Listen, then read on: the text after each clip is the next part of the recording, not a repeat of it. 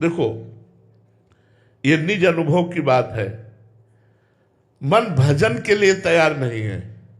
3 घंटे फिल्म चला के देख लो, अगर 3 मिनट भी कहीं मन जाए तो हमें बता देना, और 3 मिनट माला लेके देख लो, अगर 3 सेकंड भी लगे तो हमें बता देना। आप खुद अनुभव करके देख लो कितनी बेईमानी कर रहा है मन हमारे साथ। ये दुष्ट हमको कितना पतित कर रहा है। हम 3 घंटे संसार के झूठे दृश्य को बिना किसी तरह की विकलता के, बिना किसी तरह की चंचलता के हम 3 घंटे फिल्म देख सकते हैं, लेकिन 3 मिनट माला लेकर 3 सेकंड एकाग्र नहीं हो सकते। इतना बेईमानी हमारे साथ मन कर रहा है, और उस मन से हम इतनी मित्रता किए हैं, वो जो मांग रहा है वही हम कर रहे हैं। इसलिए हमारी सबसे प्रार्थना है, गृहस्थ और विरक्त ये दोनों मार्ग भगवत प्राप्ति के लिए है। हमारा ज्ञान, हमारा विवेक इसी बात पर है कि हम हर क्षण भगवान का स्मरण करते रहे। सनक सनंदन सनातन सनत कुमार आदि जैसे महापुरुष हर समय हरिशरणम हरिशरणम हरिशरणम जपते रहते हैं, इसलिए उन्हें काल और माया दोनों स्पर्श नहीं कर पाते। तो हम सबको चाहिए कि भगवान का निरंतर स्मरण करें। इससे हमें लाभ मिलेगा, संसार से वैराग्य, स्वरूप का ज्ञान और भगवान के चरणों में प्रेम। निरंतर भजन करना ही सबसे साथ। अब निरंतर भजन करने के लिए हमें भोजन शुद्ध चाहिए। यदि हम इधर उधर का मलिन आहार करेंगे, तमोगुणी रजोगुणी, तो हमारी भजन वाली बात आपको समझ में नहीं आएगी। लोग परेशान है, ए भाई तुम जितना चाहते हो उससे अधिक तुम्हें मिल जाएगा अगर नाम जप करोगे तो। नाम वो धन है कि तुम जो चाहोगे, जितना चाहोगे उससे अधिक मिल जाएगा। आप करके देख लो, थोड़ा समय इंतजार करो जिससे तुम्हारे पाप नष्ट हो जाए।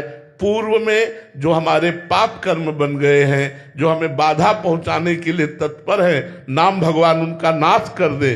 फिर इसके बाद देखो आपको कितना सुख मिलता है। इसलिए सबसे प्रार्थना है, प्रत्येक क्षण प्रत्येक मिनट राधा राधा, कृष्ण कृष्ण, हरि हरि, शिव शिव, जो गुरुदेव ने नाम दिया हो, जो मंत्र दिया हो, हर समय जपो। इससे बढ़कर के कोई लाभ नहीं है जी। कि कल्याण होता है चिंतन से, कल्याण होता है आश्रय से, कल्याण होता है भगवत भाव से। वृंदावन में आकर चिंतन घर परिवार का, संसार का, रुपये का, भोगों का होता रहा तो कोई खास बात नहीं रही। अंतिम समय शरीर छूटने पर धाम कृपा करेगा, सब भगवत प्राप्ति वाली बात बनेगी। लेकिन अगर तुम संसार में रहकर अपने कर्तव्य का पालन करते हुए नाम जप करोगे तो निश्चित भगवत प्राप्ति हो जाएगी। अगर यहां अंतिम समय तुम्हारा और चिंतन हुआ तो यहां भी तो सुअर कुत्ता भूत प्रेत है। क्या वृंदावन में भूत नहीं है? क्या वृंदावन में सुअर कुत्ता नहीं है? क्या वृंदावन में और योनियां नहीं है? आप देखो ना, प्रगट में सब है कि नहीं है?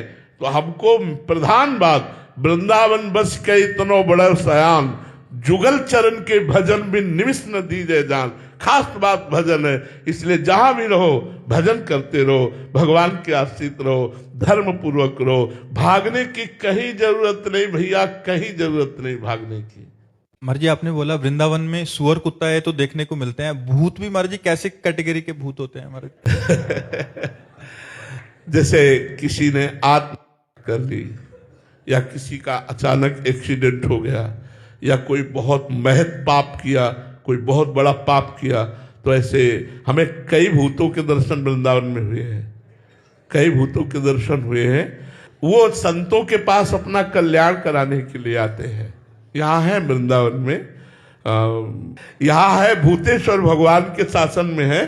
जो मथुरा में भूतेश्वर भगवान है उनके शासन में वृंदावन में, और कई प्रमाण मिलते हैं, वो अपने इतिहास में प्रमाण मिलते हैं। एक बार विजय गोस्वामी उनका नाम था, वो परिक्रमा लगा रहे थे, तो वहाँ संत जन भंडारा कर रहे थे, तो संतों ने बुलाया आओ, तो उनका इस समय तो हम पाएंगे नहीं, 3 बजे 2:30 बजे, बोले हमें बांध दो तो प्रसाद है, हम अपनी दिनचर्या करके। और जब दिनचर्या करके प्रसाद खोला तो अभक्ष्य पदार्थ, तो उनका ये क्या? संत भंडारा कर रहे थे, अभक्ष पदार्थ। दूसरे दिन गए, फिर संत दिखाई दिए, तो उन्होंने कहा आपके द्वारा दिया हुआ प्रसाद इतना गंदा क्यों? तो उनका हम संत वेश में हैं, लेकिन हम भूत बन गए हैं। तो ऐसा नहीं कि धाम में भूत प्रेत आदि, पर यह कृपा होती कि धाम का जीव धाम में ही रहता है। नाम जप करो, नाम जप में बड़ी, जब अगर कभी किसी को ऐसा संयोग प्राप्त हो, कोई भूत प्रेत आत्मा, ये वैसे प्रायः भजनानंदी पुरुषों के सामने ही आते। जैसे भाई जी हनुमान प्रसाद पुरदास जी एक बार समुद्र के किनारे बैठे थे, तो एक पारसी वेश में आदमी आया, तो काफी देर खड़ा रहा। तो भाई जी ने कहा बाबूजी बैठ जाइए। तो उसने कहा अब आप बोले हैं इसलिए मेरी हिम्मत पड़ी आपसे बात करने की, आप डरना नहीं। तो भाई जी ने कहा आप, हम क्यों डरेंगे भाई, आपसे क्यों डरेंगे? बोले मैं मनुष्य नहीं हूं, मैं भूत हूं। तो एक बार तो भाई जी को लगा कि भूत, तब उन्होंने कहा आप इतने सुंदर पोशाक में? बोले भूतों की भी कोटियां होती हैं। और उन्होंने बताया कि मेरा उद्धार आपके द्वारा हो जाएगा, आप कृपा करें, ऐसा ऐसा विधान करें। तो संतों के पास ऐसे, तो ये जरूरी नहीं कि आप वृंदावन भाग के आ जाओ तो यहाँ तुम्हारी, भजन करो, जहां भी रहो धर्म से चलो, शराब मत पियो, मांस मत खाओ, पराई बहन बेटी की तरफ गंदी दृष्टि मत रखो, धर्म से धन कमाओ, घूसखोरी मत करो, नाम जप करो, देख लो तुम्हारा मंगल हो जाएगा, तुम्हारा कल्याण हो जाएगा, तुम सुख शांति को प्राप्त हो जाओगे। यही हमारी सबसे प्रार्थना। महाराज जी आप पूर्व में भी महाराज जी शमशान आदि में भी रहे हैं, तो भूतों से पहले भी नाता रहा है? हाँ, वो तो भूतेश्वर की उपासना ही रही भगवान शंकर की। तो हमें एक भूत से लोग डरते, पंचभूतों से बना शरीर है इसलिए देख रहे। एक भूत से डरते हो कि नहीं, और पंचभूतों से बना, क्या कहा जाता है शरीर को?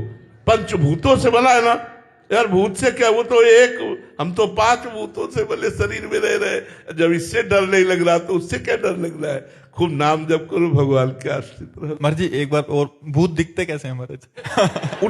उनकी एक एक क्षण में रूप आकृति बदलती रहती है। वो ऐसा नहीं कि जैसे स्त्री रूप में प्रकट हुए तो स्त्री रूप ही वही रूप रहेगा। 1 मिनट में देखते देखते बीभत्स भयावना रूप हो जाएगा, 1 मिनट में घृणित रूप हो जाएगा, 1 मिनट में बड़ा सुंदर रूप हो जाएगा। ऐसे वो बदलते रहते हैं। इसी से पता चलता है, जैसे गोकर्ण जी के सामने कभी देवता बन गया, कभी ये बन गया, कभी वो, तो समझ गए कि अधोगति को प्राप्त हुआ ये जीव है। इस तब पता चलता है कि अधोगति को प्राप्त हुआ है जीव। तो हमें भी दिख सकते हैं महाराज? अगर वो समझेंगे कि आपके द्वारा कल्याण हो जाएगा तो फिर, अगर देख के समझेंगे कि खुद प्राण त्याग देगा, भूत बन जाएगा, तो काहे को मिलेंगे? अगर वो समझेंगे कि हमें देखते ही इसका हार्ट फेल हो जाएगा, तो काहे को आएंगे? वो नहीं आएंगे। वो तो वहां जाते जहां अपना कल्याण कराना होता। इतना कष्ट होता है भूत योनि में कि देखो नदियां बह रही, लेकिन वो एक बूंद पानी नहीं पी सकते, एक कौड़ा भोजन नहीं पा सकते, केवल वायु पी कर रहते हो। बड़ा कष्ट रहता है। और जब कोई अधो आचरण करने वाला, नीच आचरण करने वाला पुरुष मिलता है तो उस पर सवार होके फिर वो पानी आदि पीते हैं। और संतों के सामने तो अपना कल्याण कराने के लिए जाते हैं कि उनकी दृष्टि पड़ जाए, उनका संकल्प बन जाए, वो हमारे प्रति कोई आराधना साधना कर दे जिससे हमारा कल्याण। तमोगुण से युक्त प्राणी पे ही ज्यादा महाराज जी उनका अटैक रहता है? हाँ, वो जो मतलब गलत आचरण करते हैं, अपवित्र अंतःकरण वाले होते हैं, उनके ऊपर भूतों का आवेश होता है। ऐसे भूत छू नहीं सकते। ऐसे कभी आज तक ऐसा नहीं हुआ कि टच किया हो। गंगा किनारे स्मशान में भी जैसे रहे, कभी ऐसा थोड़ी कि नाम मंत्र चल रहा है, भूत स्पर्श कर ले, इतनी ताकत नहीं, भस्म हो जाएगा, इतनी ताकत नहीं। इसलिए खूब नाम जप करो, भगवान के आश्रित रहो, भूत पिशाच निकट नहीं आवे। इसलिए डरना मत।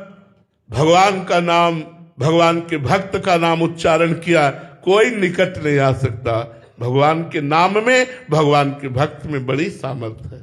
राजीव कुमार जी, राधे राधे महाराज जी। महाराज जी सबसे बड़ा ज्ञान क्या है और सबसे बड़ी माया क्या है?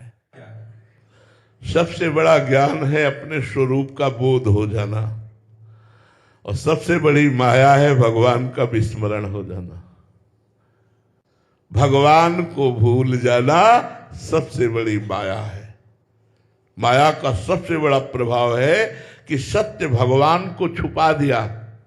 जहां ना सतो विद्यते भावो ना भाव विद्यते सता, वहां सत का अभाव दिखाई दे रहा है, जबकि सत का कभी अभाव नहीं है, असत का भाव दिखाई दे रहा है और सत का अभाव दिखाई दे रहा है। यही सबसे बड़ी माया है कि जो सत्य सच्चिदानंद सर्व रूपों में भगवान विराजमान है, उनका विस्मरण करा देना सबसे बड़ी माया है। और सबसे बड़ा ज्ञान है स्वरूप का बोध हो जाना, अपने स्वरूप का बोध हो जाना, ये सबसे बड़ा ज्ञान है। इससे बड़ा कोई ज्ञान नहीं है।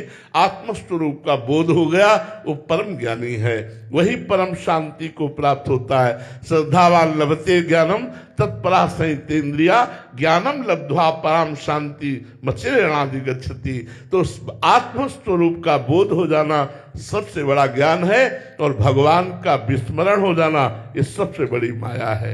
भगवान के विस्मरण से ही हमारी दुर्गति होती है। देखो, हमारी बात को अंतःकरण से समझिएगा, तब आप समझ पाएंगे कौन सा ऐसा ज्ञान नहीं जो हमको होना। हम सबको ज्ञान है शरीर और संसार नाशवान है, सबको ज्ञान है सत्य भगवान है, सबको ज्ञान है यहां सब कुछ छूट जाएगा। इतना तो ज्ञान प्यारे है ही, एक दूसरे की मृत्यु को देख करके फिर इसका प्रयोग क्यों नहीं हो रहा, फिर भी उसी में। तो यही भगवान की विचित्र माया है जो हमें भगवत विस्मरण कराकर भोगों में फंसाए हुए है। सबसे बड़ी माया ये और सबसे बड़ा ज्ञान ये कि हमें अपने आत्मस्वरूप भगवान का बोध हो जाए, तभी बात बन जाए। गुरुदेव ने जो नाम मंत्र दिया है, अगर इसका निरंतर जप हो तो हरि गुरु में पक्का आसक्ति हो जाएगी। जैसे जैसे हमें भगवदानंद की अनुभूति होती है, वैसे वैसे गुरु जी हमें प्राण प्यारे लगने लगते हैं। पहली बात तो सबसे कठिन कार्य है इस कलिकाल में गुरु को आत्मसमर्पण करना। सेव संतरा समर्पण कर देना, हाथ जोड़कर प्रणाम कर लेना, ये तो सब कोई कर रहा है। लेकिन गुरु को आत्मसमर्पण करना, जो भक्ति का स्वरूप है शरणागति का, ये बहुत कठिन बात है। आज शिष्य बनना कठिन है, शिष्य बनकर निर्वाह करना कठिन है। शिष्य बनना कठिन है, शिष्य मिलना कठिन है और शिष्यत्व का निर्वाह कर लेना कठिन है। जो सच्चा शिष्य है वही वास्तविक गुरु होता है, वही वास्तविक अपने गुरु की निधि को प्राप्त करता है। गुरु को आत्मसमर्पण करना बड़ा कठिन है। लोग मंत्र ले लेते हैं, सोचे बस गुरु का इतना ही काम था, मंत्र ले लिया, अब हम खुद जप कर सिद्ध हो जाएंगे। कभी नहीं ऐसा। जिसने गुरु की अधीनता स्वीकार नहीं की, गुरु की सेवकाई नहीं की, जिसने गुरु के वचनों पर अपने मन को नहीं चलाया, वो कभी भगवत मार्ग में आगे बढ़ ही नहीं सकता। तो जब आगे आनंद का अनुभव नहीं होता तो न हरि में प्रीति होती न गुरु में। और आपको बताएं, जब मंत्र जप होता है और भगवदानंद की अनुभूति होती है तो बार बार गुरु चरणों में प्रेम होता है कि मैं तो कहाँ नीच संसार के भोगों में फंसा था, मेरे गुरुदेव ने कृपा करके मुझे नाम मंत्र दिया, आज निहाल कर दिया गुरुदेव ने। आज बलिहारी है अपने गुरुदेव की, जिन्होंने मुझे संसार के भोगों से हटाकर अपने आत्म सुख को प्रदान किया। गुरुदेव अपनी जीवन शक्ति दे देते हैं। जो नाम दिया, जो मंत्र दिया, वो अपना जीवन दे दिया। नाम सुकृत धन अपनी जीवन अतिहित मान देत वरदान। गुरुदेव ने जीवन भर जो जपा वो हमें दे दिया, इससे बढ़कर क्या हो सकता है। लेकिन कोई गुरु मंत्र और गुरु नाम का महत्व नहीं समझता। अगर गुरु प्रदत्त, गुरु के श्रीमुख से निकले हुए वाक्य को महामंत्र की तरह स्वीकार करके निरंतर जपा जाए तो गुरुदेव में प्रीति हो जाएगी, हरि में प्रीति हो जाएगी। और गुरुदेव को आत्मसमर्पण करना ही मोक्ष है। मोक्ष मूलम गुरु कृपा। अपने गुरुदेव की शरण में हो गए और गुरुदेव की आज्ञा में हैं और गुरुदेव का दुलार प्राप्त कर रहे, तो हम अपने आत्मस्वरूप गुरुदेव की कृपा से आत्मस्वरूप में स्थित हो जाते हैं। हमें तो गुरु की कृपा के बिना जीवन बिल्कुल बेकार है, ऐसा अनुभव होता है।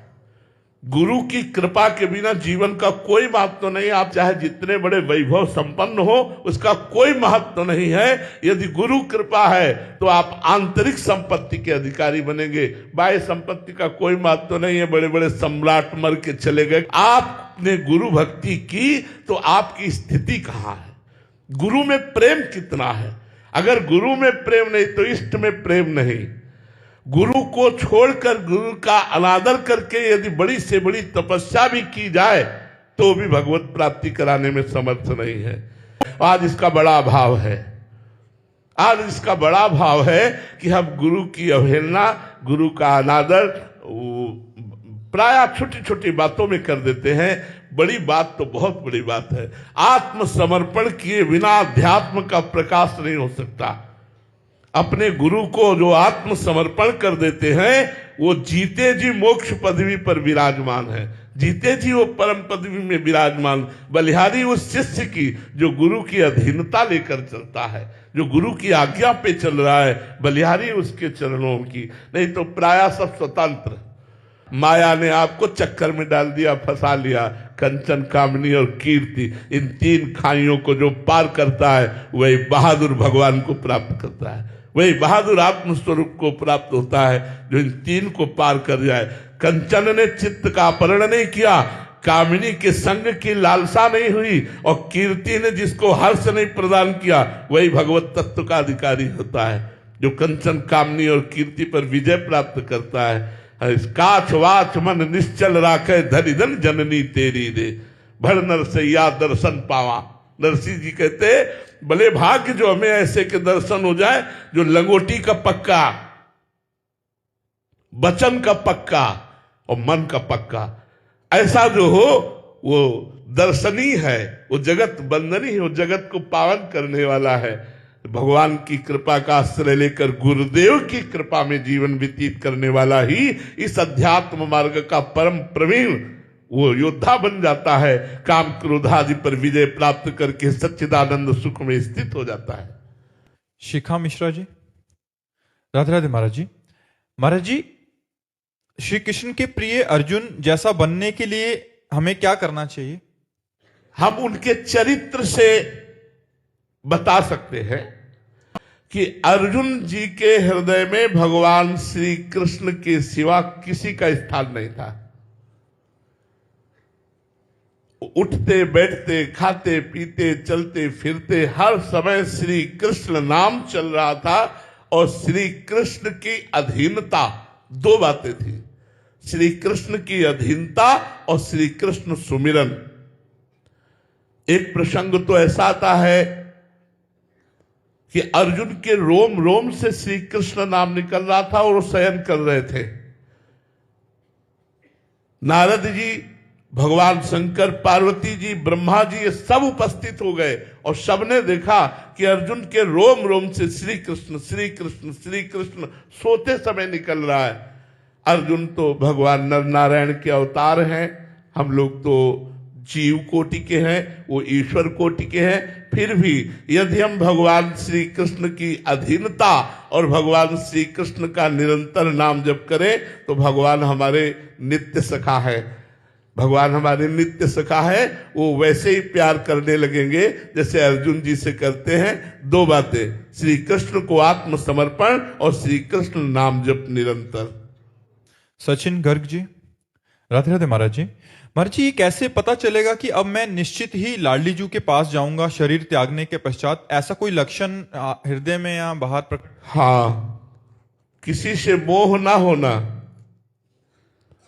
मान बिल्कुल प्रिय ना लगना, किसी भी नवीन विषय के भोगने की इच्छा ना होना, विषयों के सानिध्य में भी भोग की इच्छा ना होना, किसी भी संग का कोई प्रभाव न पड़ना, निरंतर आत्म स्वरूप में स्थित रहना, समस्त कामनाओं का त्याग हो जाना, मान अपमान दुख सुख लाभ हानि निंदा स्तुति में समान भाव रखना।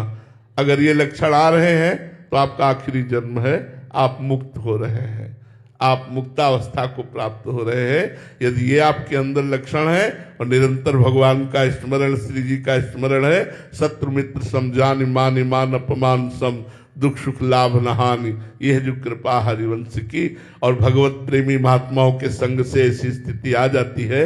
तो यदि हमें भगवत प्रेमी महात्माओं का संग है, ऐसी स्थिति है और निरंतर नाम जप है, तो हमारा अंतिम जन्म है। और फिर देखो वो अपने को पता चल जाता है, अपने को, अपने हृदय को पता चल जाता है कि अब हमारा काम हो गया, किसी और को बताने की जरूरत नहीं है। वो जब हम छक जाते हैं तो कोई और बताता है क्या कि ये भाई रुक जा, तुम छक गए।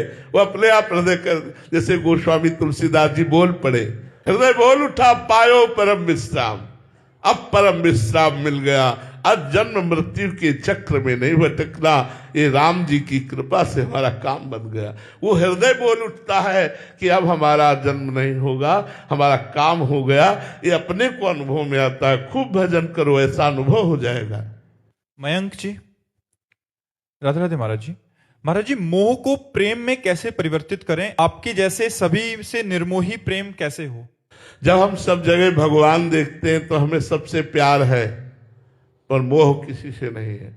जब हम शरीर संबंध से प्रेम करते हैं तो मोह होता है, और जब भगवत संबंध से हम अनुराग करते हैं वो प्रेम होता है। भगवत संबंध लाओ, शरीर संबंध नहीं। अपने माता में भगवान को देखो, पिता में भगवान को देखो, पत्नी पुत्र में भगवान को देखो, वही इन रूपों में विराजमान है। तो आप मोह रहित हो जाओगे, आप सच्चे प्रेमी हो जाओगे।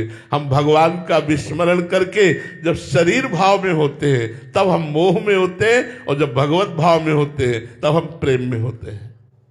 धर्मेंद्र दास जी, महाराज जी, जीवन को किस भाव से जीना चाहिए जिससे कर्म बंधन में जीव ना फंसे? भगवत भाव से। बिना भगवत भाव के कर्म बंधन नहीं कट सकता। यदि हम देह भाव से जिएंगे, देह भाव के कर्तव्यों में रहेंगे, बात नहीं बनेगी। इसलिए भगवान श्री कृष्णचंद्र जी ने कहा, सर्वधर्मान परित्यज्य मामेकम शरणम व्रज, अहम त्वाम सर्व पापेभ्यो मोक्षयिष्यामि मा शुचा। सब धर्म के भाव, जैसे हम किसी के पति हैं, किसी के पुत्र हैं, किसी के मित्र हैं, किसी के पिता, इन विविध लोक धर्मों का, लोक भावों का त्याग करके एकमात्र भगवत भाव में रहे तो कर्म बंधनों का नाश हो जाए और भगवत तत्व का ज्ञान हो जाए, भगवत प्रेम प्राप्त हो जाए। पर देह भाव और लोक भाव का त्याग करना बिना संत महात्माओं के संग के अत्यंत कठिन है। जब तक हमें साधु महापुरुषों का संग नहीं मिलेगा तब तक हम देह भाव और लोक भाव का त्याग नहीं कर पाएंगे। हम लोक और देह भाव में फंस कर मरेंगे तो लोक और देह को ही प्राप्त होंगे, और भगवत भाव में शरीर छूटेगा तो हम भगवान को प्राप्त होंगे। इसलिए मनुष्य जीवन का सर्वश्रेष्ठ भाव भगवत भाव है। मनु कुमार जी, बिहार से। राधे राधे महाराज जी। महाराज जी, शांति और सुख का आखिर कारण क्या है? हाँ, शांति हमारा स्वरूप है, सुख हमारा स्वरूप है, इसलिए हमारे अंदर मांग रहती है। देखो ना, हमारे भगवान कैसे, शांताकारम भुजग शयनम। भगवान, सांप को देखकर कोई शांत रहता है? लेकिन महाराज हमारे भगवान शेष शैया पर शयन करते, शांताकारम भुजग शयनम। हमारे भगवान शांत है, इसलिए हमारी मांग शांति है। हमारे भगवान जो आनंद सिंधु सुख राशि, तो हम कौन है? चेतन अमल सहज सुख राशि। हम भगवान के अंश है, सुख राशि का अंश सुख राशि ही होता है। तो हमारी मांग अखंड सुख है, अखंड शांति है, क्योंकि हम परमात्मा के अंश हैं, हम परमात्मा स्वरूप है।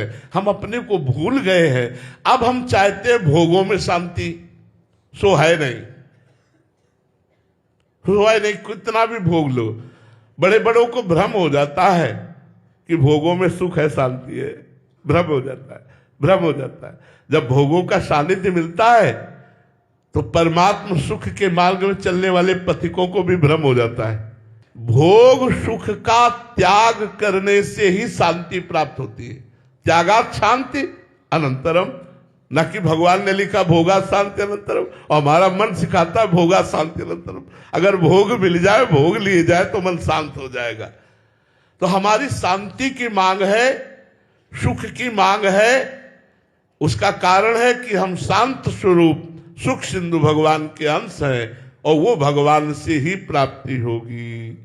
जब तक हम भगवान का भजन नहीं करेंगे तब लग शांति लग, तब लग कुशल न जीव को सपने मन विश्राम, जब लग भजत न राम को शोक धाम तज काम।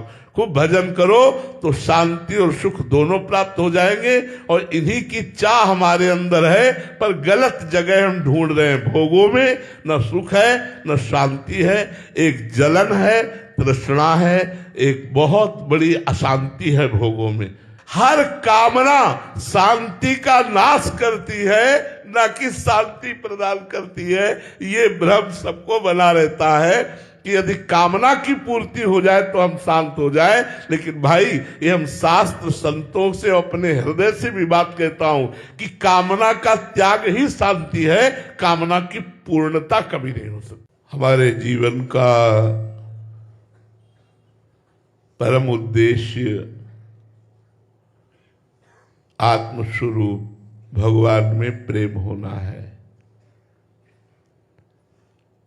इसका केवल भजन से ही पूर्णता का अनुभव हो सकता है, भजन के बिना नहीं। भक्ति ही परेशानुभवो विरक्ति रन्यत्र चैष त्रिक एक कालः प्रपद्यमानस्य यथा स्नतः स्युस् तुष्टि पुष्टि क्षुदपायोनुघासम। जैसे भोजन करने वाले को एक एक ग्रास में तुष्टि अर्थात तृप्ति, पुष्टि अर्थात जीवन शक्ति का संचार और क्षुधा निवृत्ति अर्थात भूख की निवृत्ति, ये तीनों एक साथ होती जाती है एक एक कवल में। ऐसे ही जो एक एक क्षण तन्मयता पूर्वक भगवान के भजन में व्यतीत करता है, तो भगवान से प्रेम, अपने स्वरूप का बोध, संसार से वैराग्य, तीनों प्राप्त हो जाते हैं। हमें प्रत्येक क्षण को, प्रत्येक मिनट को भगवत स्मरण में लगाना है। चाहे हम अष्टांग योग से चले तो चित्त वृत्ति का निरोध करके भगवदाकार करना, परमात्मा में स्थित करना। चाहे कर्म योग से चले तो निष्काम भाव से सबको भगवत स्वरूप समझते हुए उनकी सेवा करना, निरंतर चिंतन में रहना।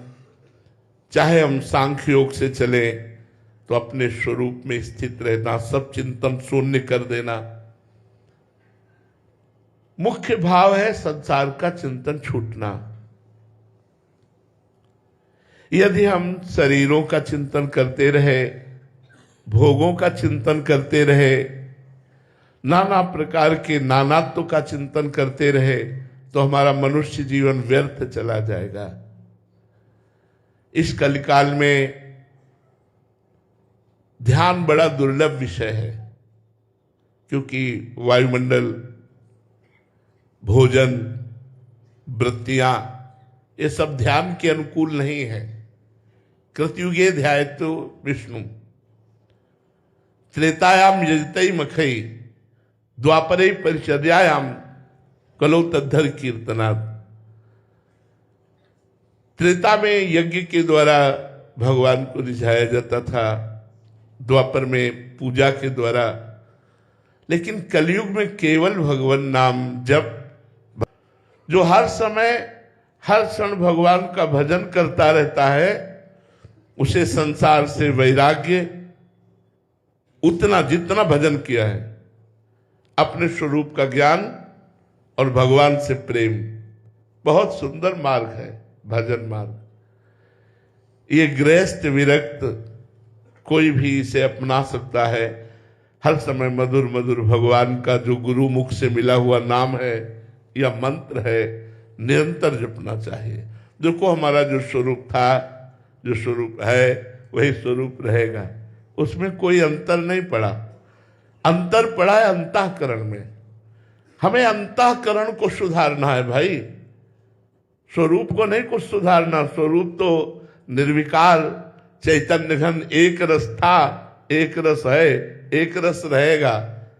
स्वरूप विस्मृति होकर के अंतःकरण में तन्मयता होकर के जो मन बुद्धि का इंद्रियों में फिसल कर भोगों में सुख खोजना है, इसे सुधार करना है।